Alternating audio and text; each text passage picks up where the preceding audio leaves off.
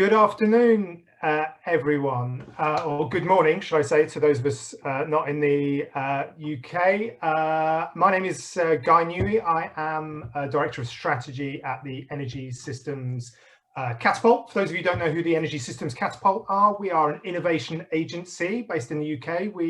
Our job is to identify the hardest challenges on the way to net zero and work with brilliant companies and governments, and indeed brilliant governments, to help create the products and services that we need to meet the challenge of climate change. And we need new innovation. We've had extraordinary success in some areas of technology and services over the last 30 years, but still that relentless rise of CO2 continues. But for those of us who've been around this debate a long time, we know that good innovation doesn't come without good policy, and the innovations we need will be stifled if we don't have the right policy frameworks and regulatory frameworks in place.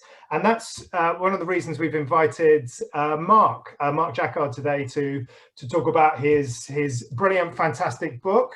My well-thumbed copy is here, The Citizen's Guide to Climate Success. Fantastic book. Strongly recommend you get hold of a copy. Mark is an unusual and brilliant combination of academic, policy, political person, and indeed an activist. On the academic side, he's Professor of Sustainable Energy at Simon Fraser University in Vancouver, and has a long and distinguished academic career.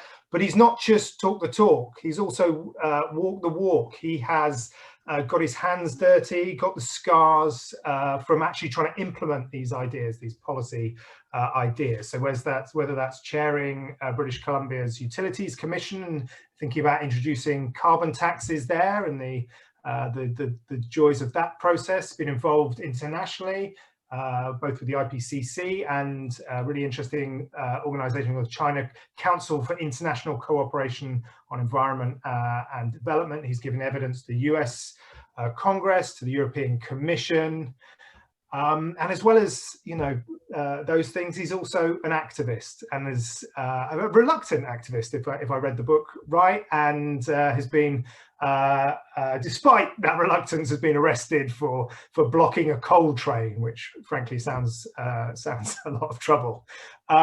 So look, we're delighted to have him today and to welcome him to this session. I'm going to hand over to Mark. Mark's going to talk for around 20-25 minutes about his book and some of the key myths that it busts, and then we're going to have plenty of time for questions and some answers. So I encourage you, as we're going along, to put your questions into the chat function. We're running this as a kind of meeting, even though we've got quite high numbers of people here. I will then abuse my chair's privilege to choose the questions I think are most interesting, and Mark will endeavour to answer them. Just to let you know that it's being recorded today, so please make sure that you realise that, and I just wanted to welcome Mark to this to Energy Systems Catapult, at least virtually, and hand over to him to lead his presentation. Can I just ask that people put them kind of stop their videos if they are on, so that they just have the one on the screen. Okay, Mark, over to you. Thanks, Guy, and thanks for that very kind introduction, and hello to everyone. Looking forward to this. Sometimes I talk for 40 minutes on the book, so I've cut out a fair number of slides, and I'm going to try to be very efficient because I do love question and answer period. So do have your questions ready. Just going to signal to Tabitha that I'm going to hit screen share now, which hopefully is fine. And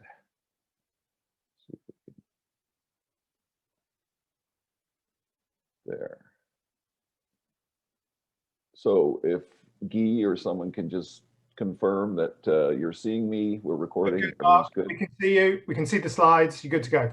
Okay, great. Thank you. All right, so let's get started. The goal of my book is to help climate-concerned citizens. And that's to do with detecting deliberate delusions and inadvertent myths, to elect climate-sincere politicians who do effective policy, and to eliminate their own personal emissions.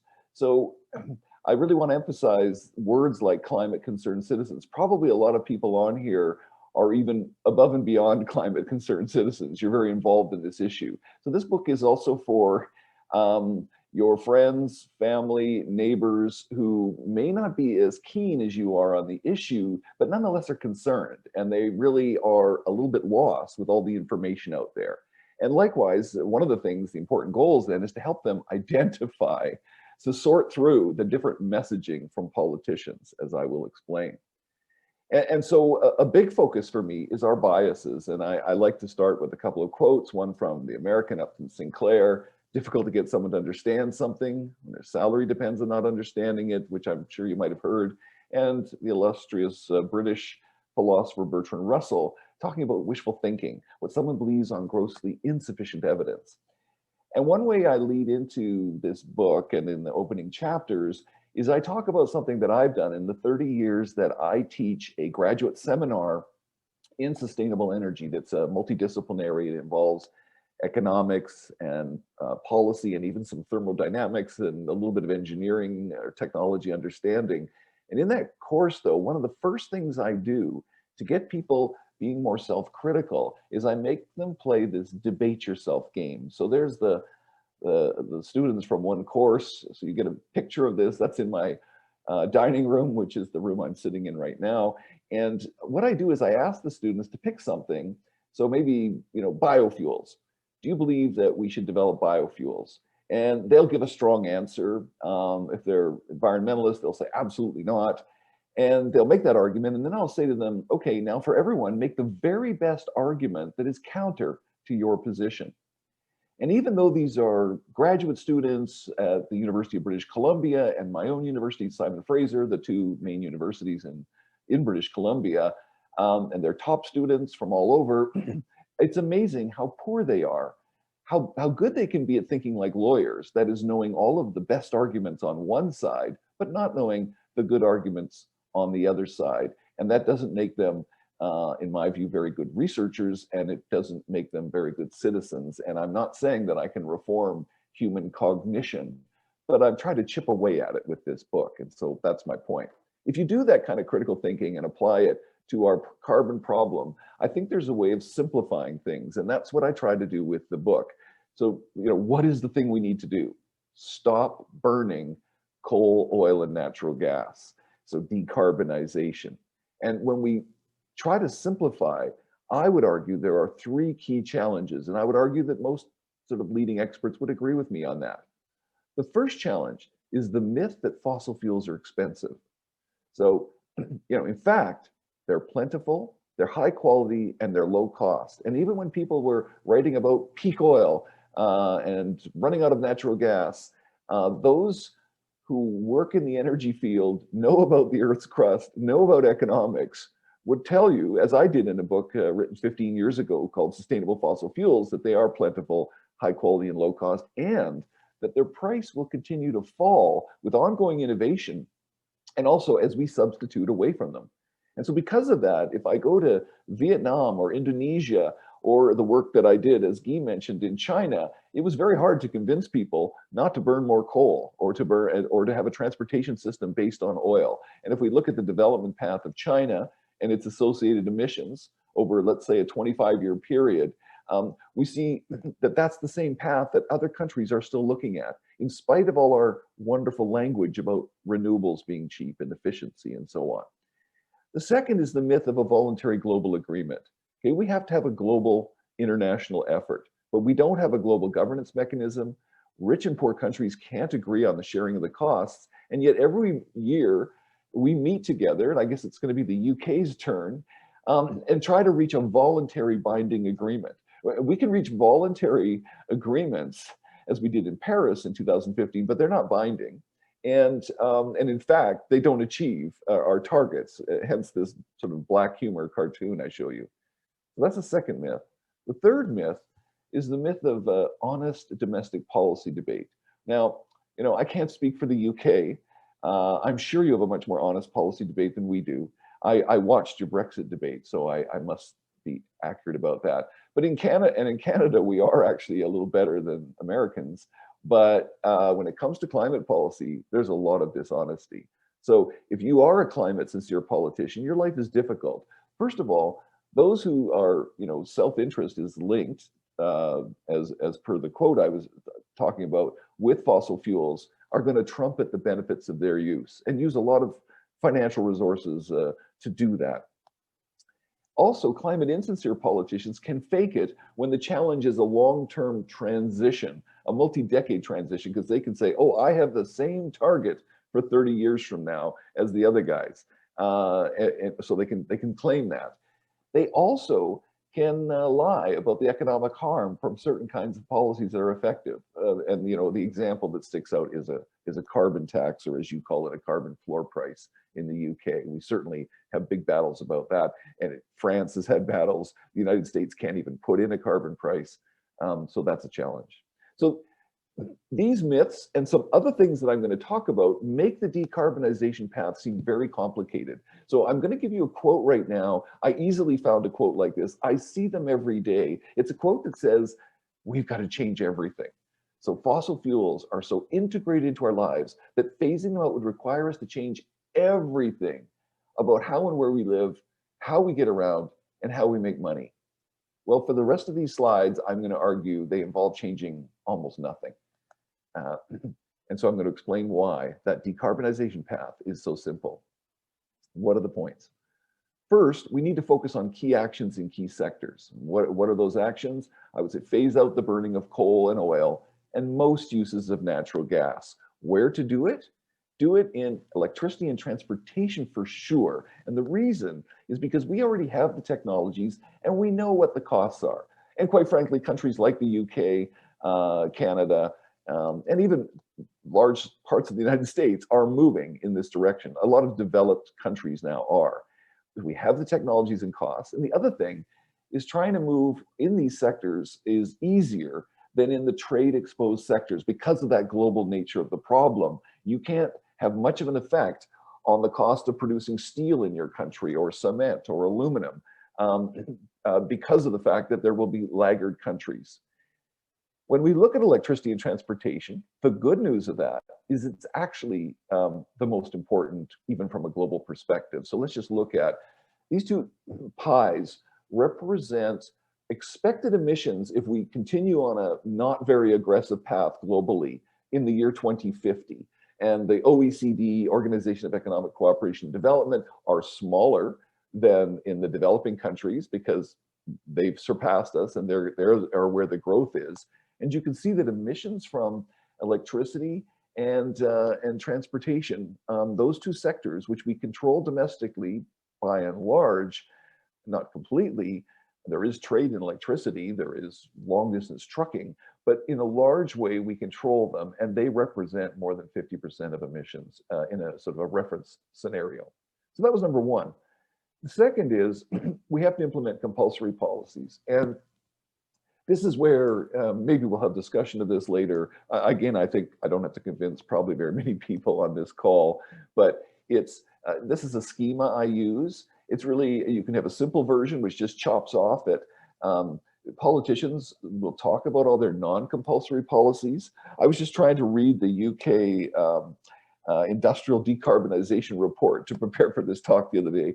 And it looks like it might be really good, but there was a lot of language in there like support. And I wasn't quite sure what support meant. I mean, it can mean subsidies and so on. This is a tricky question. So if you're over in the compulsory realm where we have to be, you can do the information and labels and other non-compulsory things and subsidies, of course, but we have to have those compulsory policies. But we have options there. And that's what I want to show. If you look along the bottom, I've even split out regulations into two kinds. So let me just spend a second on that. So what are the basics? You have to have carbon pricing and or regulations. So do you see that and or? Carbon pricing is not essential. If it's too difficult politically, it could be replaced with regulations. And we've done that with other environmental problems where we decided not to use price. So it's a bit of a misnomer or a delusion to think that we have to do carbon pricing. And if those regulations can be more flexible, they actually have a kind of implicit carbon price, which we could talk about if people want. And they're often the leading role in jurisdictions. Now, I've got a slide here about flexible regulations, and I'm just going to pound it out right there. And I can talk about it later if people have questions, what I really mean. The two examples would be the Renewable Portfolio Standard, which 35 states in the United States have, and the UK has some approximation of that between a feed-in tariff and a renewable, if I understood it correctly. And then a zero-emission vehicle standard, which California has, my province of British Columbia has adopted, and our Canadian federal government is about to implement. And if also, if you look at jurisdictions, so I did something like this for Sweden at one point as well, and it was surprising that carbon pricing, even for them, represented a relatively small pie wedge relative to what regulations and in some subsidies were doing. So when we talk about carbon price, we have to have carbon pricing. Of course, as an economist, I'm an advocate of carbon pricing, but I don't want to force a politician to put a bullseye on their back, especially if I think because of the carbon price, they're going to lose an election. And maybe that's less a case in the UK. Maybe it's less of a partisan issue, but certainly in Canada, it's still a partisan issue. So final couple of slides. Why are we not following that simple path? So I've got about 4 or 5 things to point that out, because for 3 decades, experts have been telling us you won't get that global effort voluntarily. Electricity and transportation are achievable and globally critical. And of course, when I say 3 decades, it's especially in the last decade or so that the costs have fallen for wind and solar, electric cars, batteries, and so on. And renewables won't beat fossil fuels without a carbon price or regulation.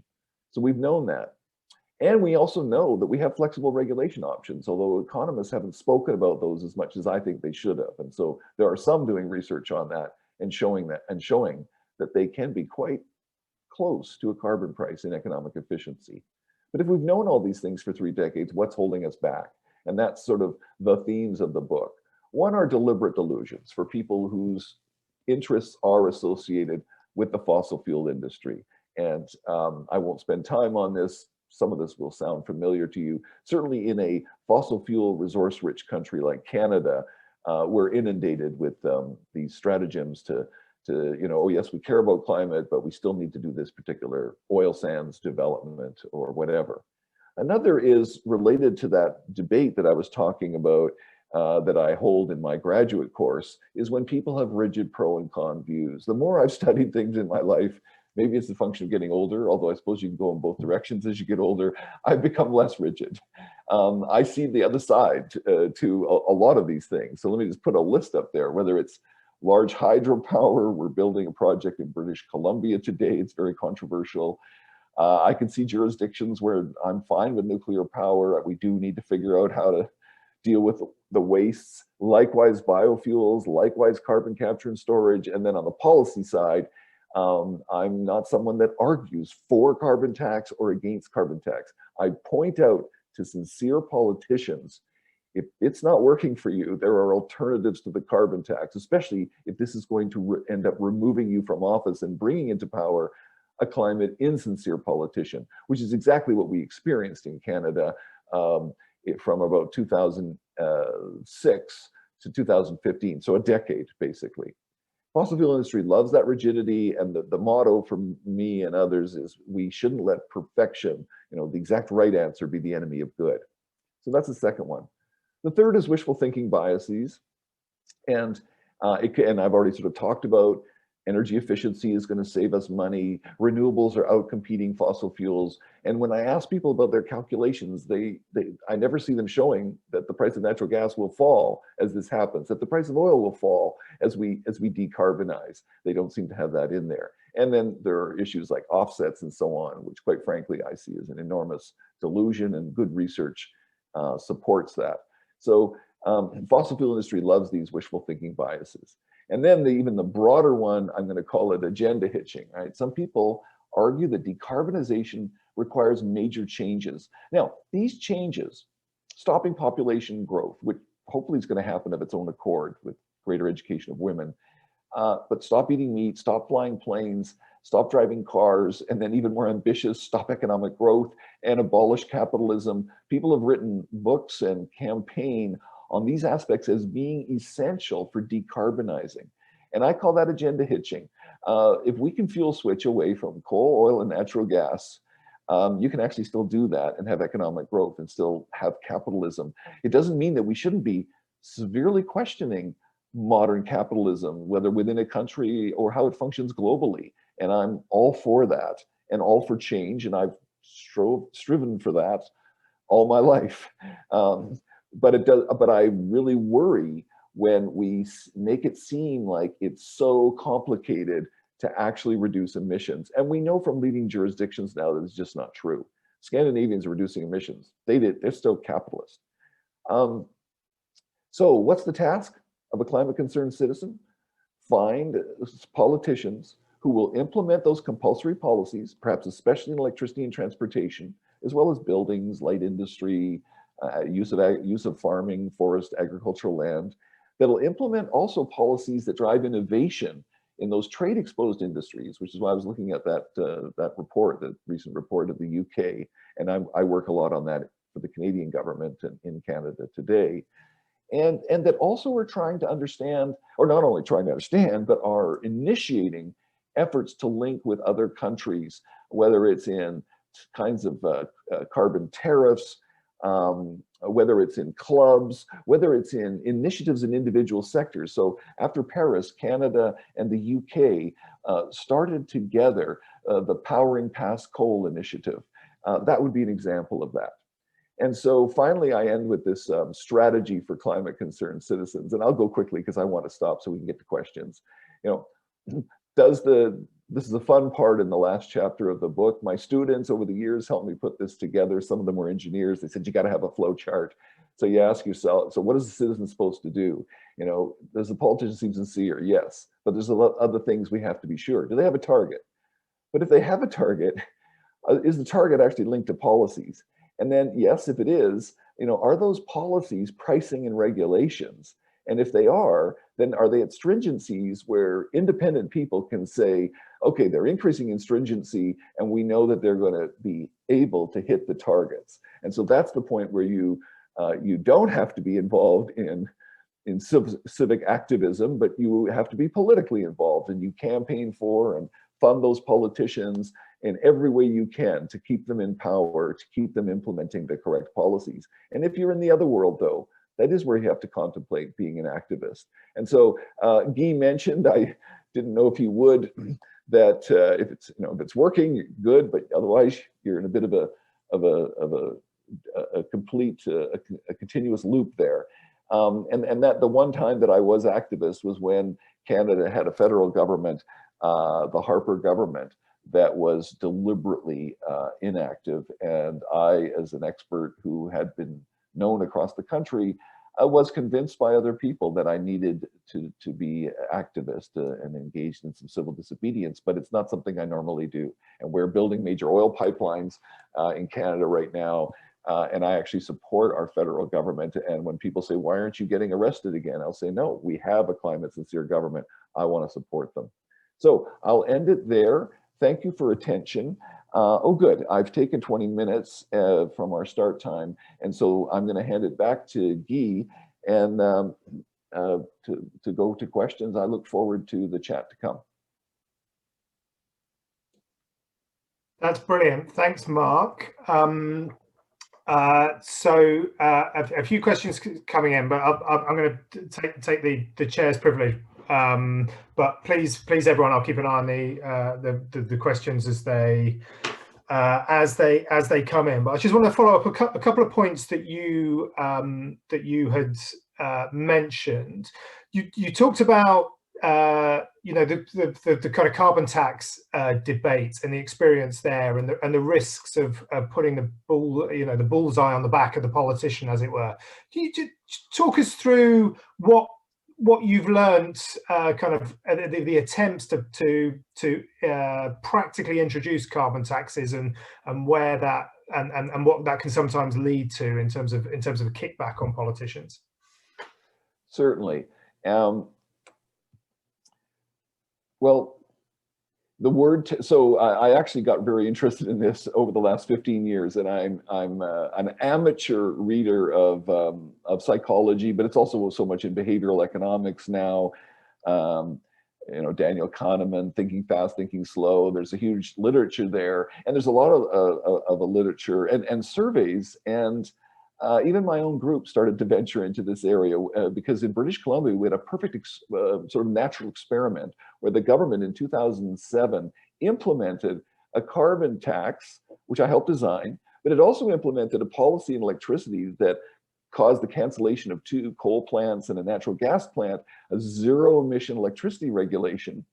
And the zero emission electricity regulation caused way more greenhouse gas reductions than the carbon tax. The carbon tax, the government was 20 points ahead in the polls with a year to go for an election. And the leftist party, whose platform always said, let's do a carbon tax, reversed itself and launched an anti-tax campaign and almost won the election because of that. And when you think back, it's not that surprising because they were able to tap in to which research shows, I'm thinking of another book here, Kaplan, The Myth of the Rational Voter, an excellent book, and done huge surveys on what economists think people should do and showing how they react to terms like tax, that they don't believe that there's such a thing as a revenue neutral tax, which ours was. They just don't trust governments for that. Now, when I say they, I may actually mean a small percentage of people, but if it's people in a British, Canadian, or American system who are in key constituencies that are the ones that determine elections. You know, some people, some areas always vote Labor, always vote Conservative. You're going to be the same as us. And then you've got these key constituencies. And if you can influence a few of those people by lying about the carbon tax is not revenue neutral, or it's just harming our economy, which is like, I can get us to our target without you paying anything and without hurting our economy. And that kind of lying can get rewarded in our democratic systems. And so that's kind of what I learned from that. If you can get to a space where the carbon tax is bipartisan acceptance, and maybe you're there in the UK, I don't know, someone can correct me. I know that Scandinavia is there, so it doesn't matter which party's in power. And ironically, in the province of Quebec in Canada, it doesn't matter which one of the political parties is in power, they all support their cap and trade system. So it's safe. So my issue is where carbon pricing is going to cost us a climate sincere politician. That's what I'm concerned about. And that's where I want us to act strategically in thinking about, do you really have to do a carbon tax right now? Or could you do a package of flexible regulations? And when we look at California, and even in British Columbia, it's actually the flexible regulations that are doing the heavy lifting.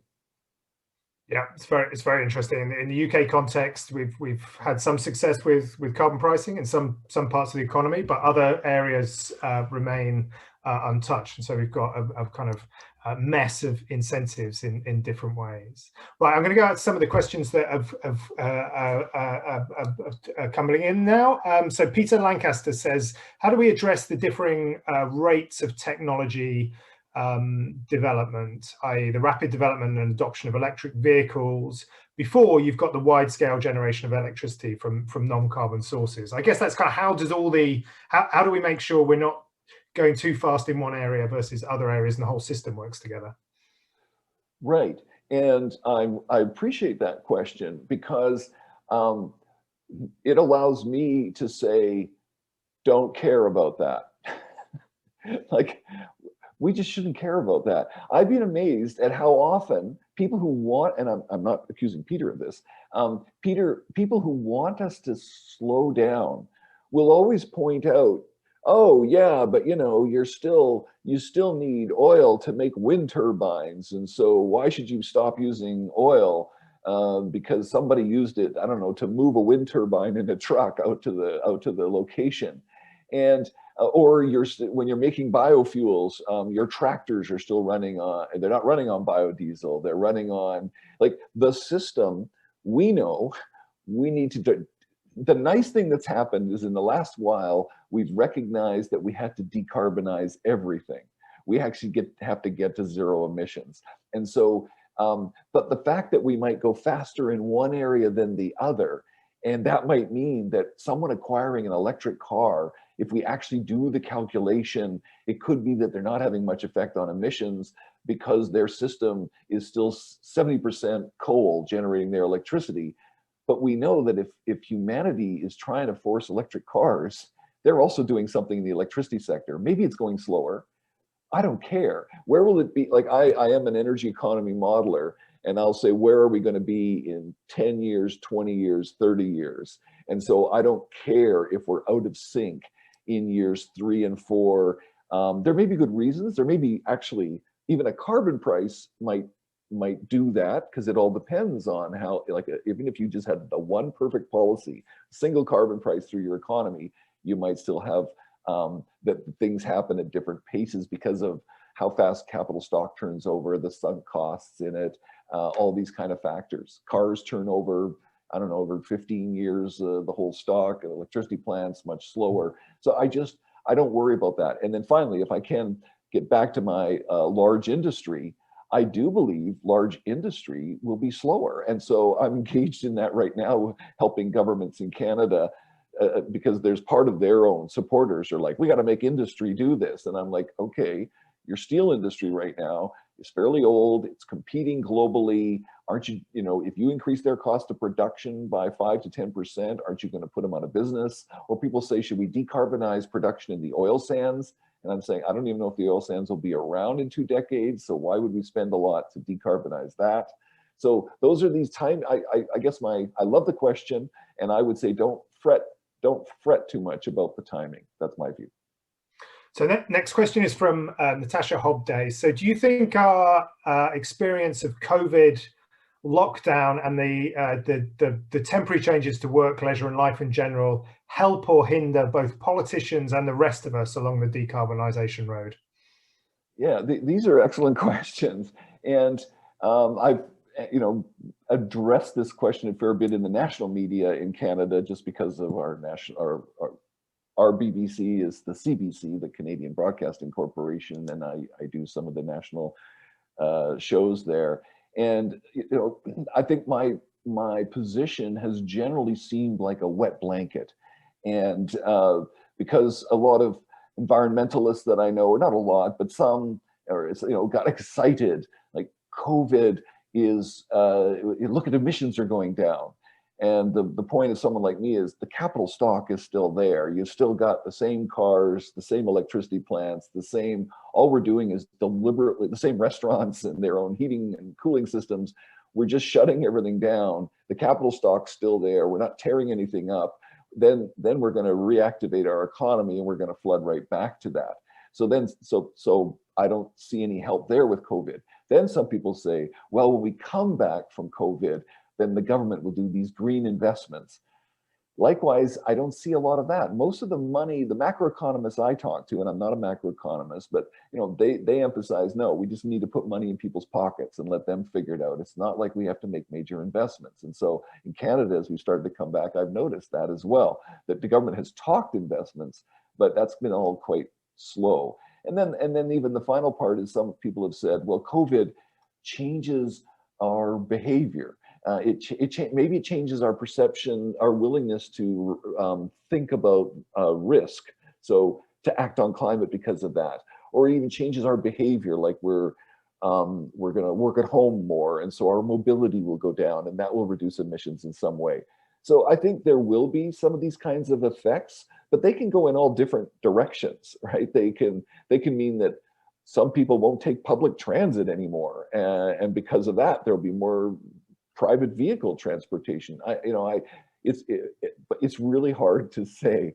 Maybe less people will be on cruise ships, but they're going to be traveling like crazy to make up for what they missed during COVID. I just don't know. I don't profess to know, but I'm cautious about people who say this is a game changer in some way, given what I know about the energy system and how embedded it is.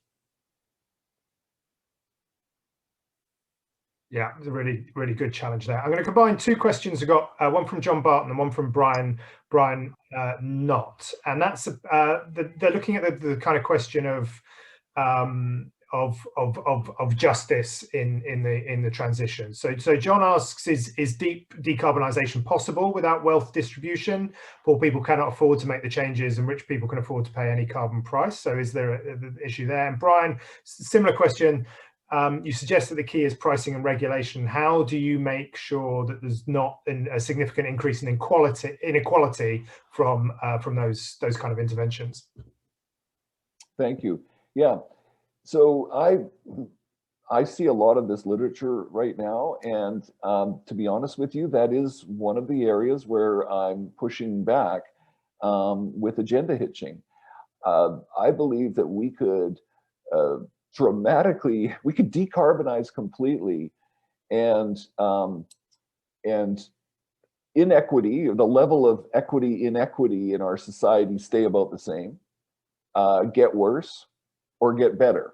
But I don't see decarbonization itself as causing inequity. So those will be decisions made by governments that are elected.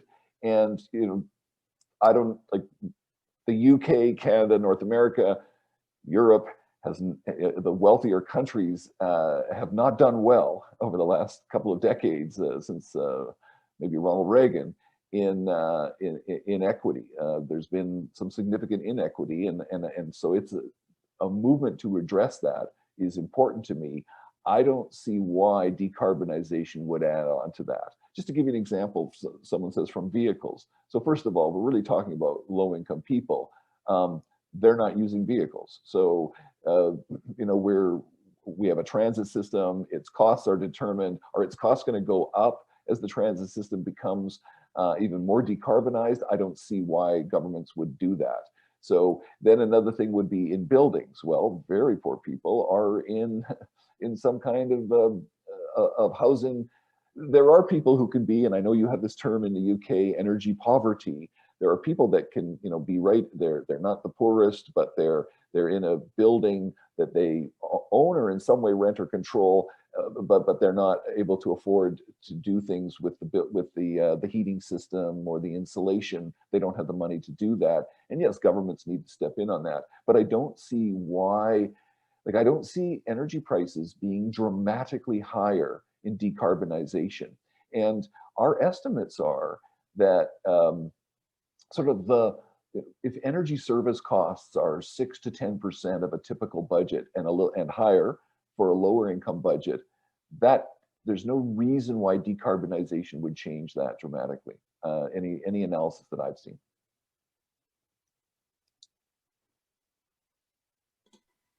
I managed to stay on mute while asking the question. So, question from Susie Elks here. So, on the right hand side of your flow chart, for those who can't remember, it was kind of are the greenhouse gas targets linked to policies? Are the key policies pricing and regulations? Are the pricing and regulations increasing in stringency, as it were?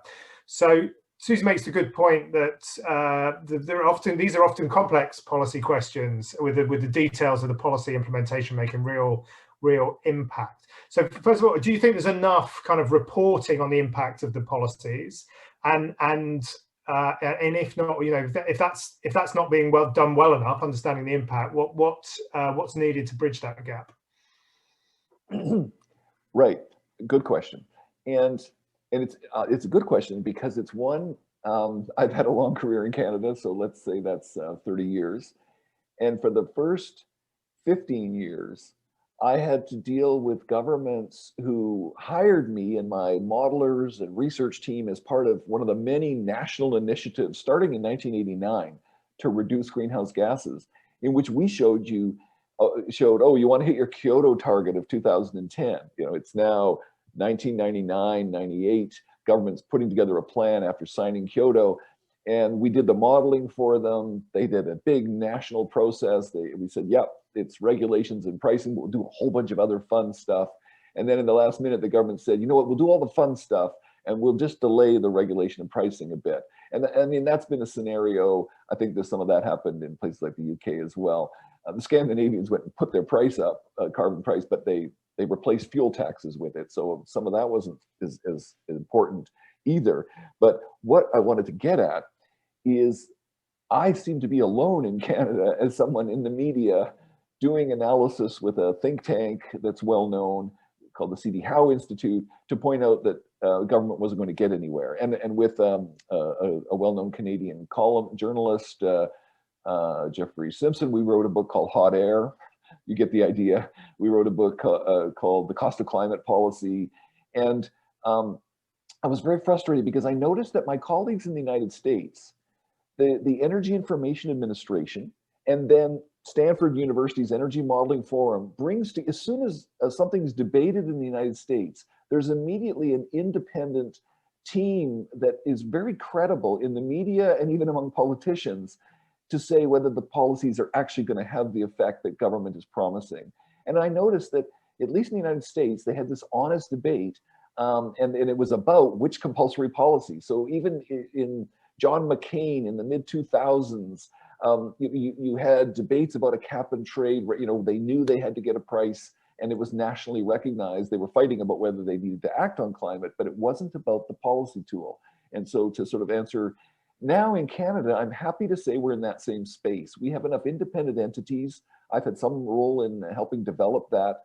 And the government has actually improved its modeling, and it has an entity that's a little bit separate, kind of like the US has, that reports out. And I do believe, I'm going to be hazy here, but in the UK, I think you have this as well, at least in various times.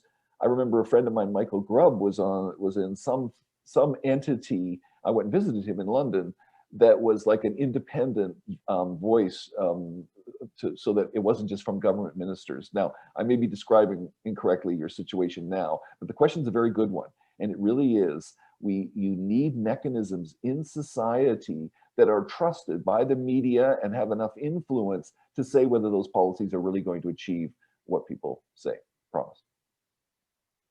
And we're very lucky in the UK context to have the Committee on Climate Change, which I think is what you're referring to Michael Grubbs, who's guaranteed by statute to be a pain in the neck every year to government and say your policies don't add up to what you've committed to do.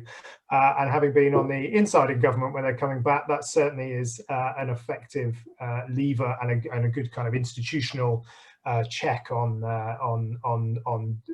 sincerity, as it were, in your terms.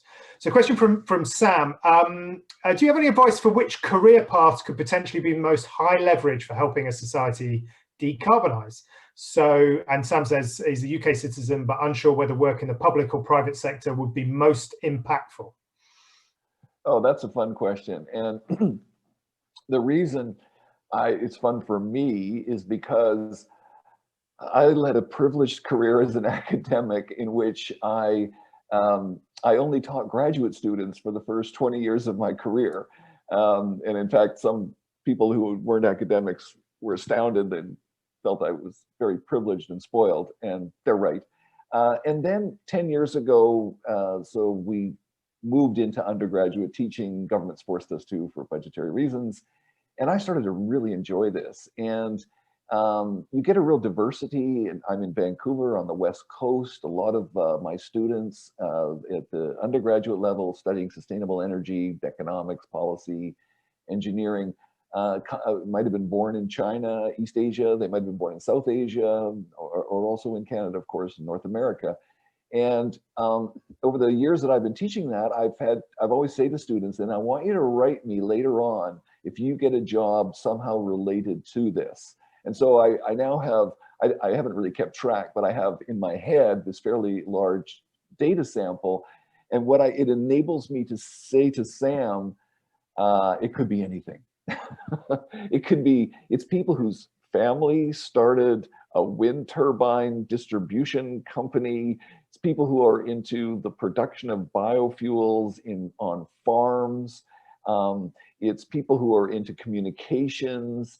Of course, it's engineering and economics, but a lot of public relations stuff, which I think is really important.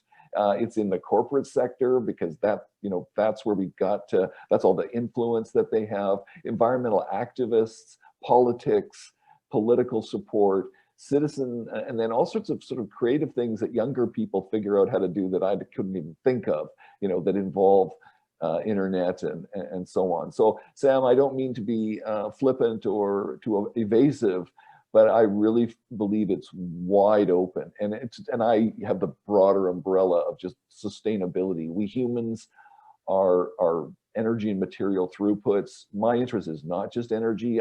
My career kind of got hijacked by climate. I was hoping we'd have solved it by now, and I would have worked more on total sustainability, material throughput questions, but there's just so much for young people to focus on. Yeah, we need eco warriors everywhere.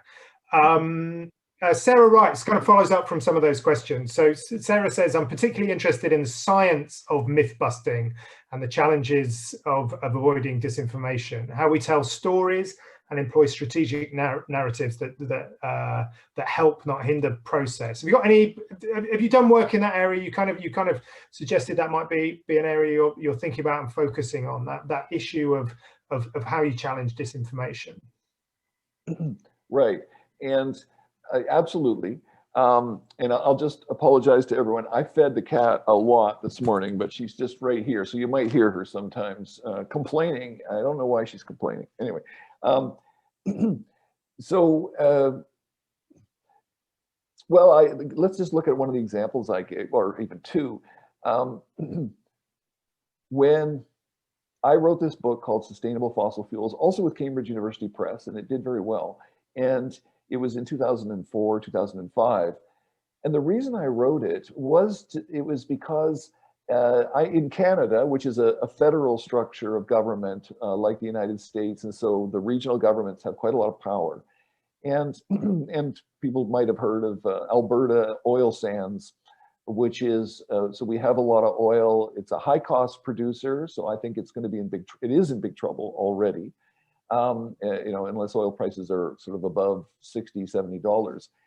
But what I wanted to be able to do was to say to people in those jurisdictions, like my environmental friends were basically saying to them, the future is only renewables. And your economy has to be annihilated so that we can save the planet. Now, that's not the words they used, but that's what people heard in that jurisdiction.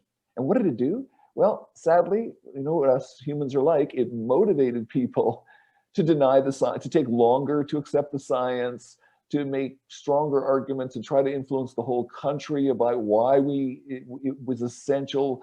Otherwise, we wouldn't have hospitals and schools if we didn't keep developing fossil fuels. We were inundated with that kind of messaging.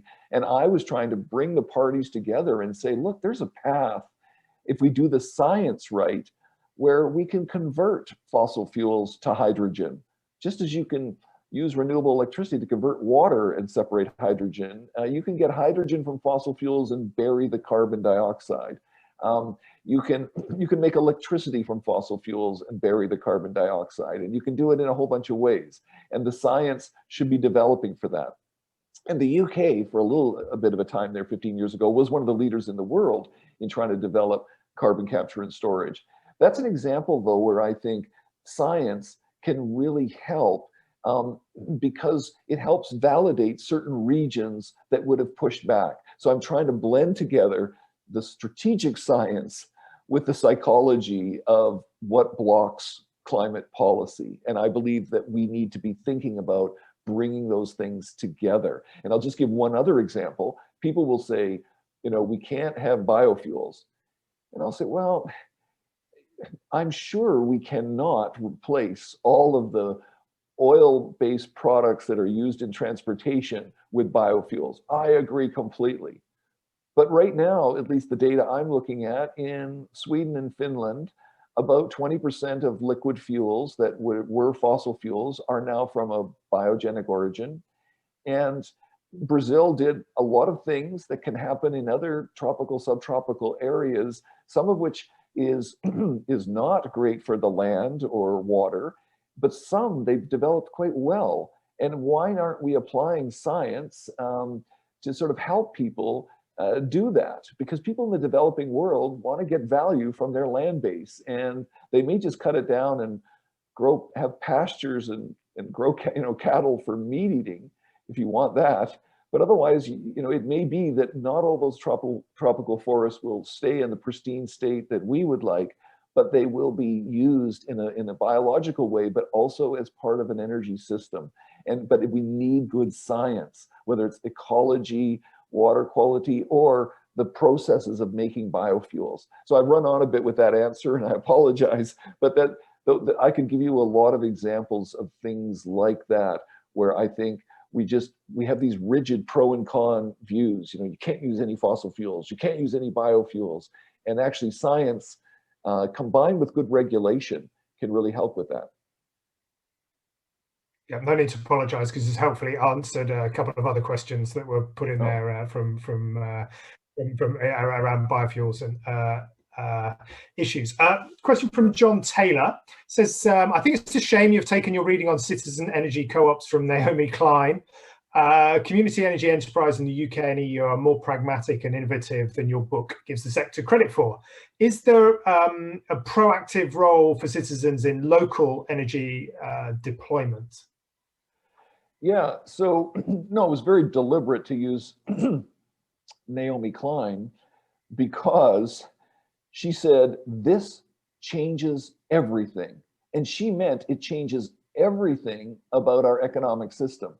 And she said we have to do that if we're going to have success with the climate challenge. And that's completely inaccurate and completely unfair. And so it was I had been asked by a book review entity a year earlier, 2 years earlier, to review her book, and I had said no, I was too busy. I eventually did it.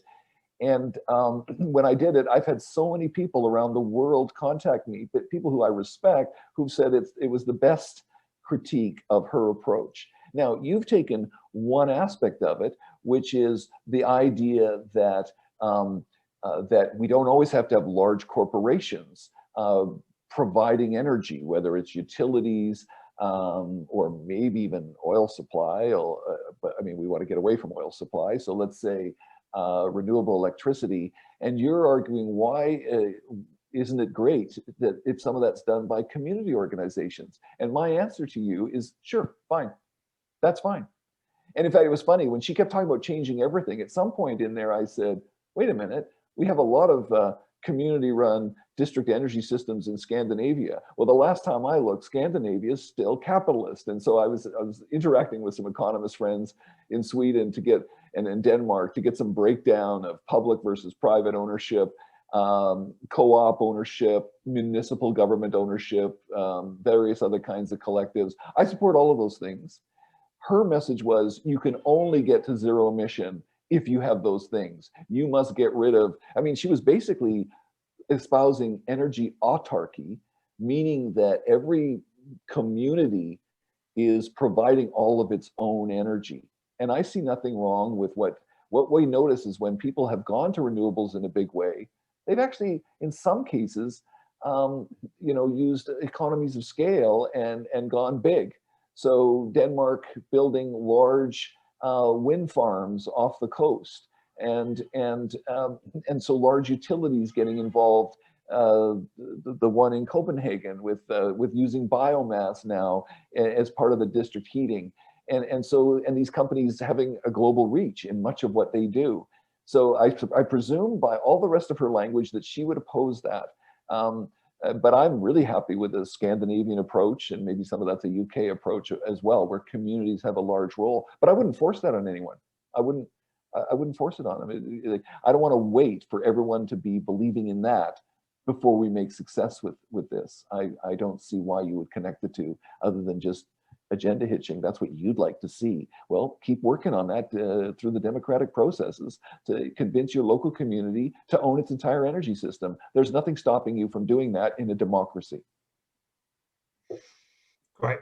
Mark, I hope you can still hear me all right. I'm getting internet trouble in the same way that you're getting cat trouble. So one question I'd just like to ask you, obviously the UK is hosting COP26 later on this year in Glasgow. In your book, you talk a lot about what good international climate policy, and you've set out some of it here. You talk about border tax adjustments. You talk about kind of clubs in particular areas and innovation priorities. Well, are you optimistic about international negotiations kind of process? And if not, what would you like in an ideal world to be coming out of that, out of the process in Glasgow later this year? So I would like, so first of all, as you can tell, even from the book, but also even from my talk this morning, I'm not that optimistic about those processes. I mean, I was happy that what happened in Paris, and I'd be very happy with anything that could come out of COP, this one in the UK. But the odds are against it, as long as our perceptions are going in are that you can voluntarily get to this. We need to make sure that where new infrastructure is going in Kenya, in Tanzania, in Indonesia, in Vietnam, in Pakistan, that this new infrastructure is not burning coal and is not leading to an oil-based transportation system. And rich countries are too selfish. My fellow voters and me, I guess, and you are unable to elect a government that will tax us enough to build a zero-emission energy system in the developing world, even if we put all the rich countries together. We have never come close to that. And that's why those negotiations based on voluntarism never go anywhere. They all sound, people try to have a nice sounding thing at the end of the meeting. And that's why thinkers like David Victor or Bill Nordhaus have been saying for almost 20 years, you're not going to get anywhere if you don't have some kind of push towards carbon tariffs of some kind or another. And I will point out that the Americans, again, when they developed, almost got through cap and trade. When you think of the McCain-Lieberman cap and trade bill that some of you might have heard of back in 2006, 2005, 2006 in the US Senate, almost went through, and it had tariffs, effective tariffs. If you were importing in the United States, you would look at the carbon intensity of those products coming in where they were produced, and the importers would have to buy allowances for them.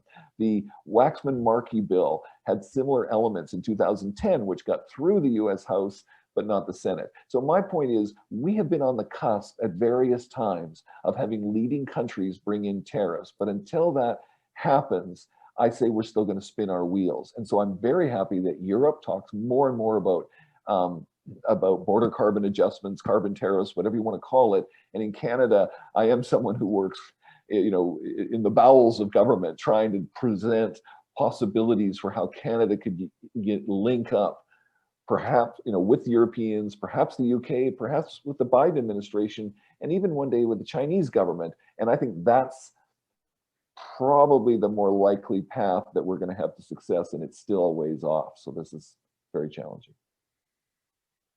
Just one last question, very briefly. Do you see China as climate sincere or climate insincere? Oh, I think China is fascinating. So in the book, I talk about when I was running out of time. Yeah, we're running out of time. So I won't go through the book. I see China as having a great potential to be sincere. And the one area is in electric vehicles. And you saw how important transportation is globally. The good news is the elites in developing countries, so whether in the big cities, the elites that run those countries, their families live in the highly polluted cities like Mexico City, Jakarta, Dhaka, everywhere like that. And so the Chinese moving to electric vehicles is something that could happen worldwide in the developing world. And China will have done more than anyone if they keep pushing along that way and help other countries to develop that as well. So yes, I am hopeful that China can play a very much a sincere role as an agent of change globally. Brilliant. Thank you so much, Mark. That's been absolutely fantastic. We've covered a vast amount of topics and subjects, from behavior to biomass through everything else. Strong recommend to everyone to get hold of the book. It really is an excellent guide and goes into lots of these questions we've looked at. Sorry I didn't get to every question. I tried to capture them as much as possible and get a huge range, but it's been a fantastic audience participation. But just finishes for me and all of us to virtually at least say our huge thanks to Mark for a fantastic talk, and keep fighting the good fight. Thank you very much. Thanks for having me. I really enjoyed myself. I appreciate it. Okay. Bye, everyone. Bye-bye.